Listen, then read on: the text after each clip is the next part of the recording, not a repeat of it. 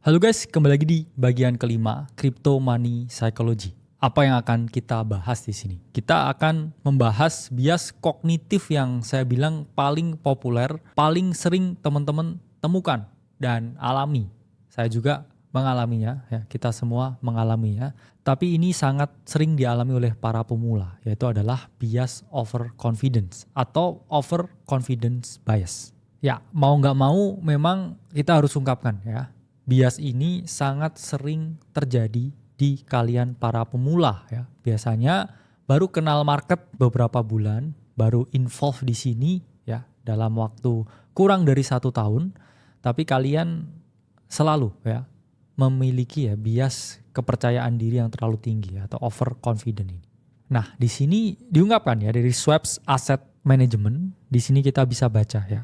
Teman-teman yang paling sering ya terkena bias overconfident sehingga mereka take action ya dengan sangat berani, itu adalah mereka yang berada di usia under 35 atau di bawah 35 tahun. Dimana di sini ya mereka yang di bawah 35 tahun ini terlalu ya kadang mengoverestimasi apa yang mereka miliki atau kemampuan yang mereka miliki. Jadi mereka ini cenderung ya lebih merasa ya terlalu pintar, terlalu ini, terlalu itu. Itulah bias ya overconfident.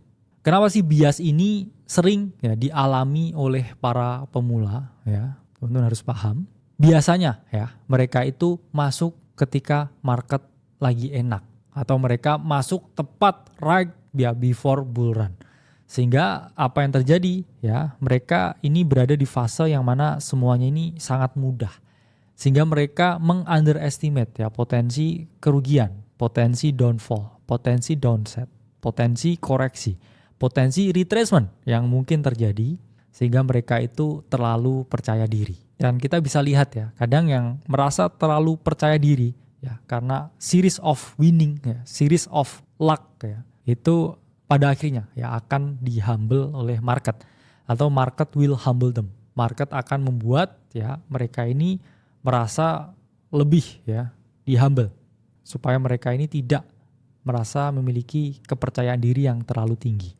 Kira-kira apa aja yang menyebabkan yang namanya overconfident bias ini? Nah, pertama adalah masih sedikit yang dipelajari. Jadi mereka ini yang memiliki kecenderungan ya, ilmunya ini masih sedikit, belum banyak yang dipelajari, ya jam terbangnya belum tinggi. Ini mereka cenderung merasa overconfident. Jadi ada istilah ya, tong kosong nyaring bunyinya ya. Semakin tong tersebut berisi dengan air, ya ini bunyinya semakin tidak nyaring. Kalau itu tong full ya dengan air, ya ini dia tidak mengeluarkan suara sama sekali. Tapi kalau kosong ya bunyinya ini selalu berisik. Nah, kedua ya karena mereka nggak belajar apapun ya, they studied nothing. Itulah mengapa ya mereka ini cenderung sangat optimis ya. Optimismenya ini terlalu tinggi. Karena apa? Karena mereka hanya lihat sunshine and rainbow ya. Mereka masuk di keadaan market yang tepat ya. Mereka menganggap ya bahwa ini akan selamanya seperti ini ya. Kalau ya uang saya bisa berganda ya dari sini ke sini, ini seberapa kali lipat ya. Ini bayangkan kalau beberapa tahun ke depan. Ya, mereka nggak mikir ya adanya siklus market yang berubah, adanya koreksi yang membuat portofolio mereka ini juga mengalami yang namanya drawdown. Atau kadang kalau mereka trading ya tiba-tiba market ini berubah ya karakternya menjadi sangat choppy ya, sulit mencari entry dan invalidasi, sulit menentukan bias sehingga mereka mengalami yang namanya kerugian. Nah, selanjutnya ada Dunning-Kruger effect atau efek Dunning-Kruger.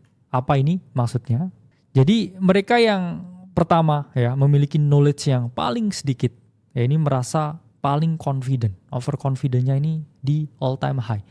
Kemudian mereka ini menyadari ya bahwa mereka ini tahu sedikit, ya itu semakin bertambahnya knowledge mereka, confident mereka malah semakin turun. Dan semakin mereka mempelajari sesuatu, knowledge-nya makin banyak ya, confident-nya makin turun. Selanjutnya ya ini mereka mempelajari sesuatu yang baru dan merasa ya bahwa semakin ya banyak knowledge-nya lagi, ya ini confident-nya akhirnya juga semakin naik lagi. Setelah mereka merasa ya paling jago terhadap sesuatu sehingga akhirnya di-humble ya suatu keadaan tertentu. Lalu kita sebagai trader sebagai investor di kripto, apa sih yang harus dilakukan ya supaya tidak terjebak dalam bias ini? Pertama adalah memahami bahwa bias ini ada ya. Sama seperti penyakit-penyakit tertentu ya. Terlalu percaya diri ya saya bilang ya. Kepedean lah ya. Itu ada biasnya dan kita semua bisa mengalaminya ya. Tak terkecuali adalah saya. Itulah mengapa kalau kita look at the mirror ya, lihat di cermin, kita harus paham ya bahwa hal ini mungkin terjadi. Hal ini sangat possible ya untuk happen ke kita semua. Itulah mengapa ya, pahami ini ada dan jangan sampai kita terkena bias ini. Nah, 2, batasi ekspektasi yang dimiliki ya. Jadi jangan memiliki ya target yang terlalu berlebihan. Kita lebih baik ya punya target slow and steady rise ya daripada parabolic rise tapi juga parabolic down ya. Jangan sampai.